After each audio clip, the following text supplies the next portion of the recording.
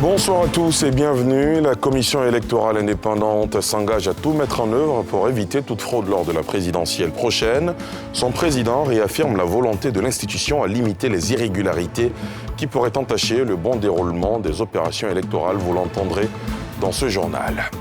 La commission électorale indépendante qui continue justement de recevoir les dossiers de candidature pour le scrutin prochain. Ce mercredi, 2 indépendants, dont Kakabe, Kwadjo, Konan-Bertin, ont franchi le pas, même si leur dossier manque de pièces qu'ils doivent déposer dans 5 jours au plus tard.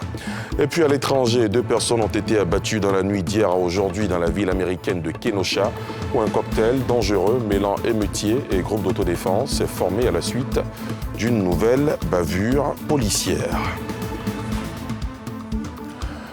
À 66 jours de la présidentielle ivoirienne, la commission électorale indépendante CEI s'engage à tout mettre en œuvre pour éviter toute fraude.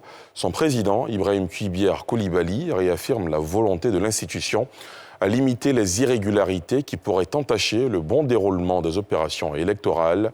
Les précisions de Yéli Traoré.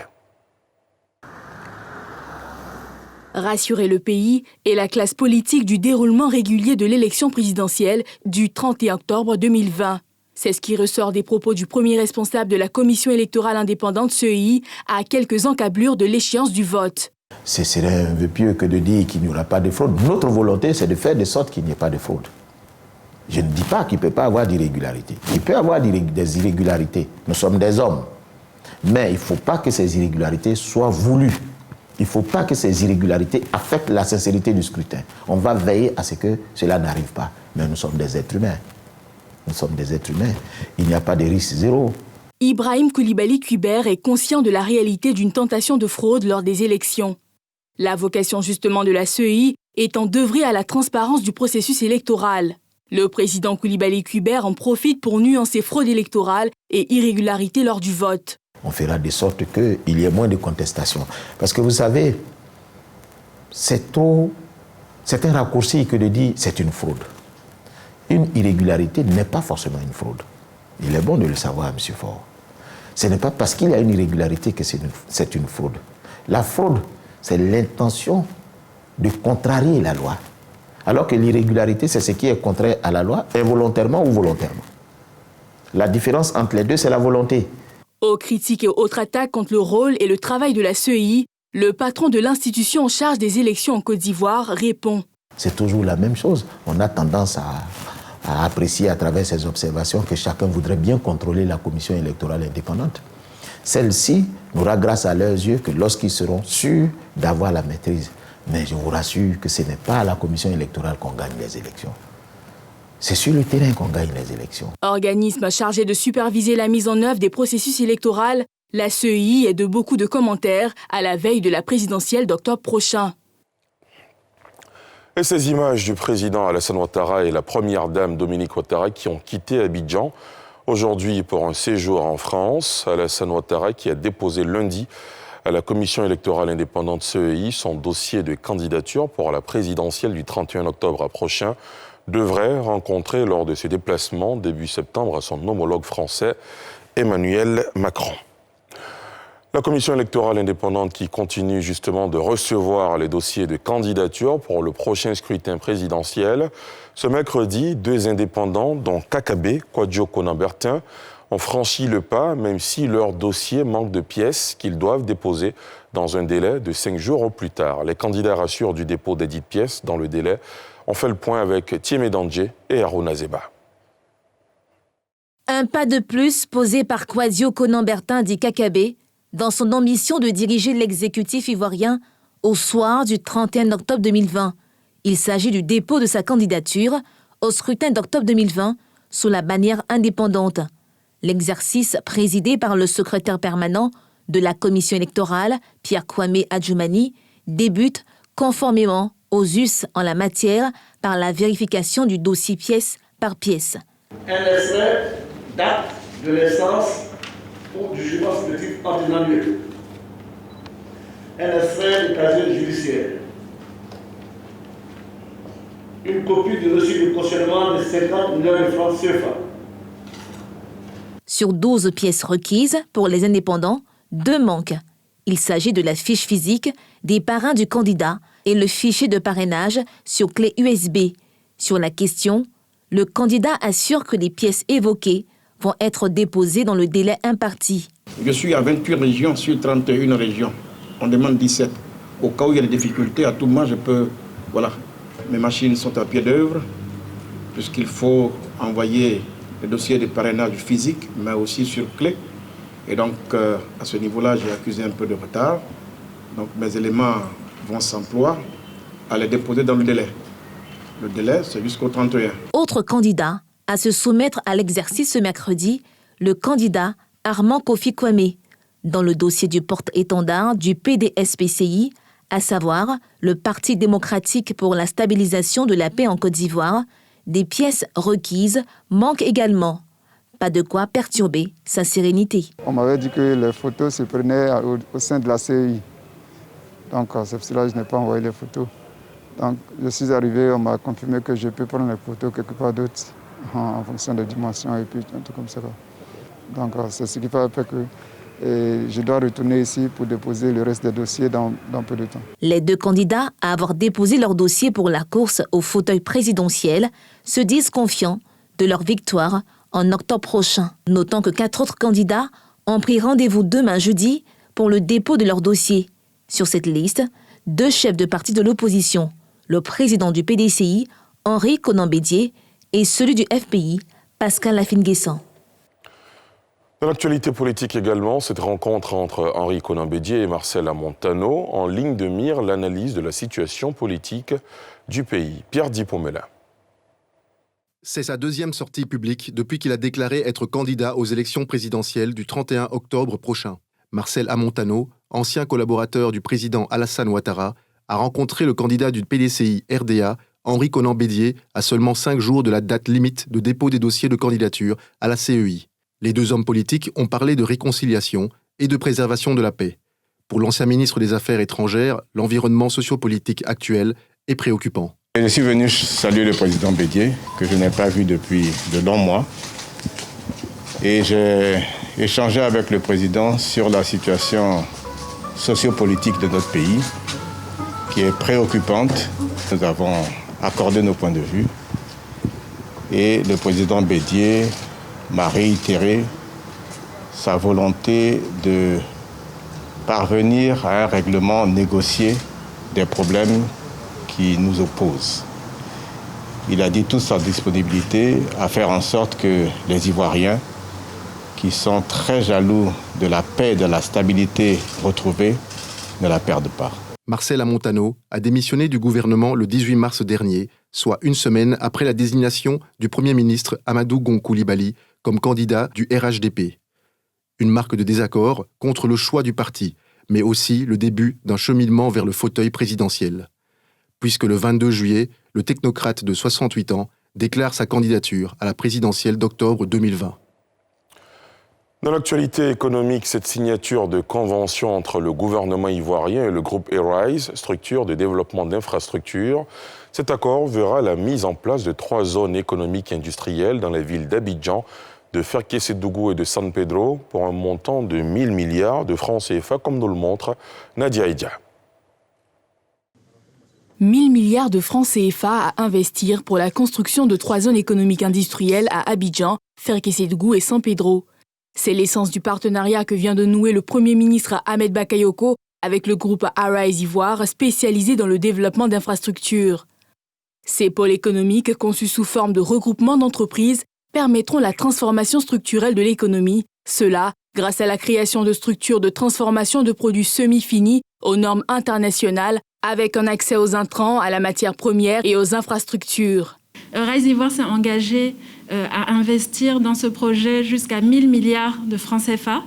Et nous comptons vraiment mettre à la disposition du projet toute notre expertise et notre savoir-faire, notamment pour permettre la création de milliers d'emplois et aussi une augmentation de la valeur ajoutée des exportations. Ce partenariat non des moindres intervient moins de 2 mois après l'ascension de Ahmed Bakayoko à la tête de la primature.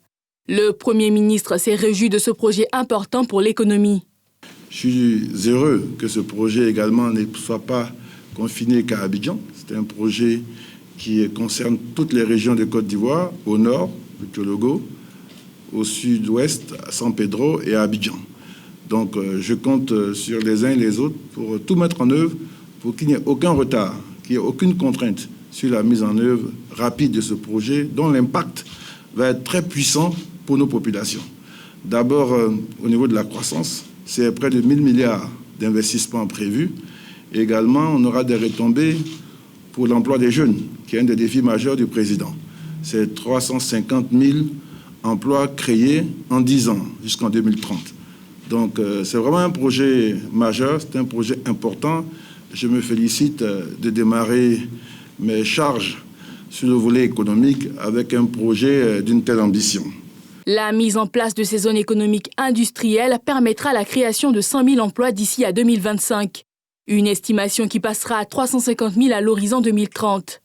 Quant à la contribution à la richesse nationale, elle est estimée à environ 11 milliards d'ici à 2030. Le chef du gouvernement ivoirien était cet après-midi à Koumassi en présence des têtes couronnées, membres du gouvernement et de nombreux habitants de la commune. Ahmed Bakayoko a procédé à l'inauguration du siège de la chefferie de la commune, un édifice bâti sur une superficie de plus de 2800 mètres carrés offert par la municipalité. On retrouve Nadia Edja. Invocation des mânes, danse traditionnelle, pour accueillir dans la plus grande allégresse le siège de la chefferie de la commune de Koumassi. Bâti sur une superficie de 2891 mètres carrés, il dispose de 3 bureaux, d'une salle de conférence et de bien d'autres commodités pour le confort des chefs traditionnels de la commune. Une volonté du maire Cissé Bakongo, traduite pour la première fois en 2016, puis réitérée en 2018. C'est un siège ultra-moderne que le maire Cissé Ibrahim Bakongo, à la tête de l'équipe municipale, offre séjour à la chefferie traditionnelle de Koumassi. Ce cadre permettra aux chefs traditionnels d'accomplir leurs différentes missions. Les chefs traditionnels de Koumassi, principaux bénéficiaires, ont exprimé toute leur fierté de recevoir un tel édifice, gage de considération et de valorisation de leurs fonctions. Tous, nous avons rêvé de le voir terminé et le rêve est devenu réalité. Ce siège nous rend dignes, nous valorise, crédibilise nos actions et nous invite à la pratique d'un nouveau code de conduite. Le Premier ministre a salué cette œuvre inscrite dans la vision du président de la République de donner du respect aux gardiens des us et coutumes. Un peuple qui n'a pas de racines est un peuple qui est perdu. Et aujourd'hui, le président me charge de vous dire qu'il est fier du travail que l'ensemble des rois et chefs traditionnels de Côte d'Ivoire mènent à travers le pays pour la cohésion sociale, pour la paix dans le pays. L'inauguration du siège de la chefferie de Koumassi est une énième action menée en faveur des têtes couronnées au cours de ces dernières années. C'est en 2015 qu'a été voté le décret conférant un statut légal aux rois et chefs traditionnels. L'école rouvre ses portes en Côte d'Ivoire officiellement le 14 septembre prochain. À moins de 3 semaines, l'acteur et partenaire se préparent. C'est le cas notamment au Collège moderne du Plateau. Sur place, une équipe composée d'éducateurs et d'un inspecteur veille à orienter et traiter les besoins des parents d'élèves. Thiemé Danger. L'école rouvre ses portes en Côte d'Ivoire le 14 septembre prochain. À moins de 3 semaines, acteurs et partenaires se préparent. Collège moderne du Plateau. C'est ici que la fille du chantre Guy va faire ses premiers pas au cycle secondaire. Ce mardi, son père vient aux nouvelles. Il est reçu par l'équipe composée d'éducateurs et d'un inspecteur. Pour ces acteurs de l'école, c'est déjà la rentrée. Un conseil, ne vous précipitez pas pour acheter les livres. Ok. Vous laissez l'enfant venir à l'école pendant 1 semaine, le temps de rencontrer tous les profs. L'équipe ne chôme pas. Elle assure non seulement l'orientation des parents, mais aussi et surtout la distribution des bulletins de fin d'année. Quand on donne aux enfants eux-mêmes, très souvent ça n'arrive pas à la maison. et ça s'égare. Et à la rentrée, avant l'inscription, on demande une photocopie du bulletin pour attester qu'effectivement l'enfant passe en classe supérieure. Le parent d'élève s'imprègne également de l'état du cadre de l'école. En tant que parent, il est question de venir voir où est-ce que mon enfant sera, le cadre, le niveau d'enseignement, le niveau de sécurité, et tout ce qu'il y a aussi comme renseignement au niveau des tenues, il y a combien d'élèves par classe. La tutelle est également très active dans les préparatifs de la prochaine rentrée scolaire. Ici sont réunis des enseignants des écoles privées du district d'Abidjan. Ils participent à un atelier de formation initié par le ministre de l'Éducation nationale, avec pour objectif de renforcer les acquis pédagogiques des acteurs du secteur privé de l'école ivoirienne. Former les enseignants des établissements privés est une nécessité pour nous. N'oublions pas que nous envoyons au moins 40% des élèves admis au CEP dans des établissements privés. Notons que cette formation ouverte dans 4 directions pédagogiques du pays s'achève le 30 août prochain. Elle va déboucher sur la délivrance aux acteurs de l'enseignement privé, notamment les enseignants, les directeurs et éducateurs, des autorisations d'enseigner ou de diriger un établissement privé.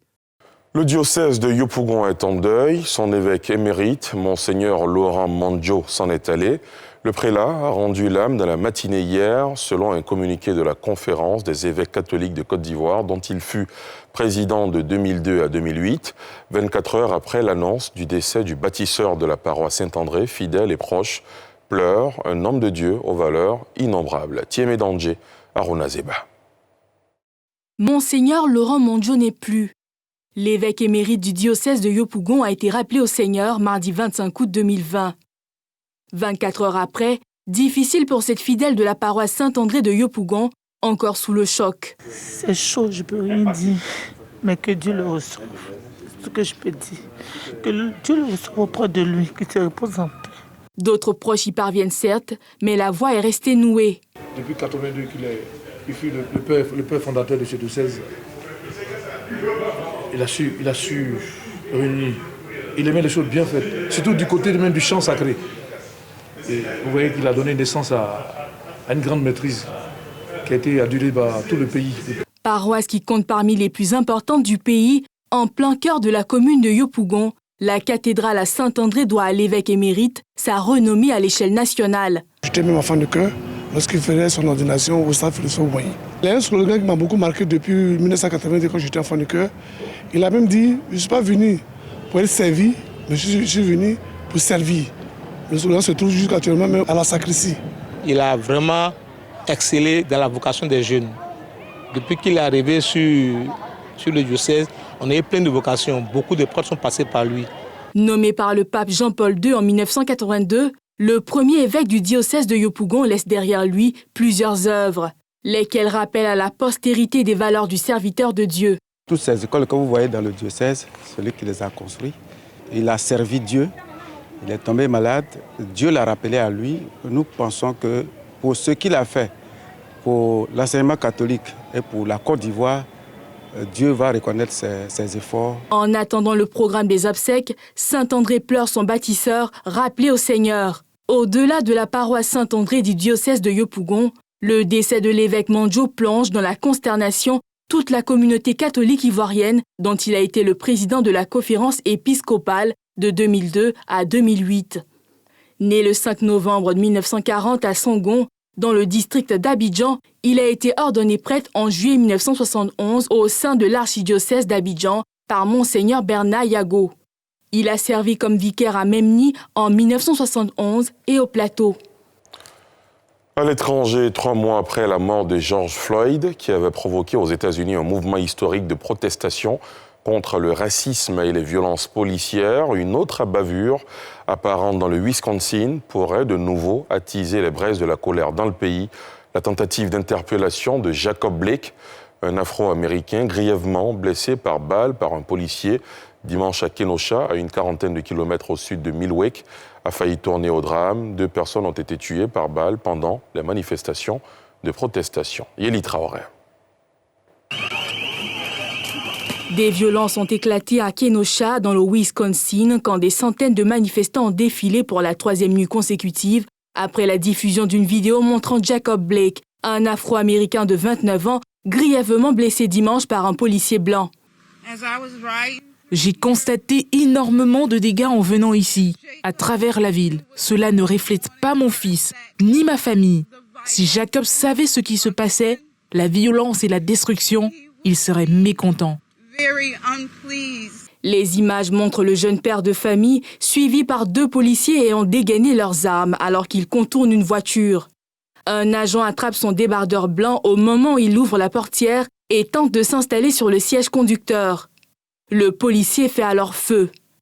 L'enregistrement laisse entendre 7 tirs atteignant Jacob Blake de plusieurs balles dans le dos. L'avocat du jeune Afro-Américain blessé estime que son client est probablement paralysé à vie. Il faudra un miracle pour que Jacob Blake Jr. marche à nouveau. Il est en ce moment même au bloc opératoire. Il continue de se battre pour rester en vie. Le président Donald Trump, qui ne s'était pas encore exprimé sur le sujet, a exhorté mardi soir sur Twitter le gouvernement à faire appel à la garde nationale. Son adversaire démocrate Joe Biden a quant à lui estimé que le racisme était une crise de santé publique aux États-Unis et exigé une enquête fouillée et transparente sur cette nouvelle bavure policière apparente. Et c'est ici que prend fin ce journal préparé par l'ensemble de la rédaction, réalisé par François Ossou. Merci à vous de l'avoir suivi. Excellente soirée sur la nouvelle chaîne ivoirienne.